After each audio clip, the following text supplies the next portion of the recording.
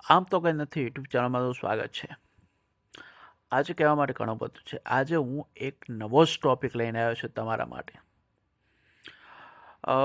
મારા એક ફ્રેન્ડે મને પૂછ્યું કે આ જે એનિમે છે એ કઈ રીતે બને છે.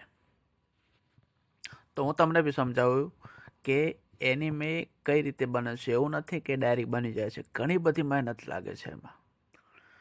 તો તમે વિચાર્યું છે કે કઈ રીતે બને છે. જે એનિમે આપણે જોઈએ છીએ, Naruto, One Piece, Demon Slayer, Attack on Titan, બાકી હાલમાં એક બને છે કેવી રીતે. તો એનિમે બનાવવું કોઈ જાદુ કરતાં ઓછું નથી. દરેક પાત્ર, દરેક ઇમોશન, દરેક સીન પાછળ મહિનાઓથી માંડીને વર્ષોની મહેનત હોય છે. તો સૌપ્રથમ શરૂ ક્યાંથી થાય છે? તો એક લેખક પોતાના દિલ અને કલ્પનાઓમાંથી એક નવી દુનિયા રચે છે. તે દુનિયાના હીરો, વિલન અને તેમની લાગણીઓ કાળજીપૂર્વક કાગળ પર જીવંત થઈ જાય છે.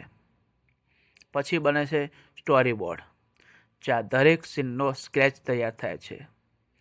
કેમેરો ક્યાં રહેશે, લાઇટ કેવી પડશે, એક્સપ્રેશન શું હશે, બધું જ વિચારપૂર્વક ડિઝાઇન કરવામાં આવે છે. હવે શરૂ થાય છે સાચી મહેનત, એનિમેશનની. દરેક ફ્રેમને હાથથી કે ડિજિટલ રીતે દોરવામાં આવે છે. 1 સેકન્ડમાં 24 ફ્રેમ હોય છે, એટલે કે 1 મિનિટમાં 1440 ચિત્રો. તમે વિચાર કરો. પછી આવે છે વોઇસ એક્ટિંગ, જ્યાં કલાકારો દરેક પાત્રમાં આત્મા ફૂંકે છે. તેમની અવાજથી પાત્રને જીવંત કરે છે. ક્યારેક હસાવે છે, ક્યારેક રડાવે છે, તો ક્યારેક ઉત્સાહ જગાવે છે. ત્યારબાદ ઉમેરાય છે મ્યુઝિક અને સાઉન્ડ ઇફેક્ટ, જે દરેક સીનને દિલ સુધી અનુભવાય છે.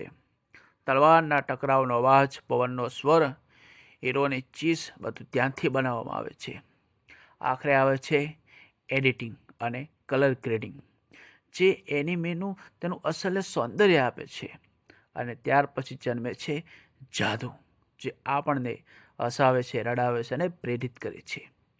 કારણ કે એનિમે ફક્ત મનોરંજન નથી, એ છે કલા, મહેનત અને જુસ્સોનો મિલાપ. તો તમને ફર્સ્ટ ટાઈમ આ સાંભળવા મળ્યું હશે કે એનિમે બને છે કઈ રીતે. ઇન્ડિયા અને દુનિયાભરમાં ઘણા બધા એનિમે લવર છે. જો તમને આ ઇન્ફોર્મેશન સારી લાગી હોય ને તો આપણી ચેનલને સબસ્ક્રાઈબ કરી દો, લાઈક કરી દો અને શેર કરી દો.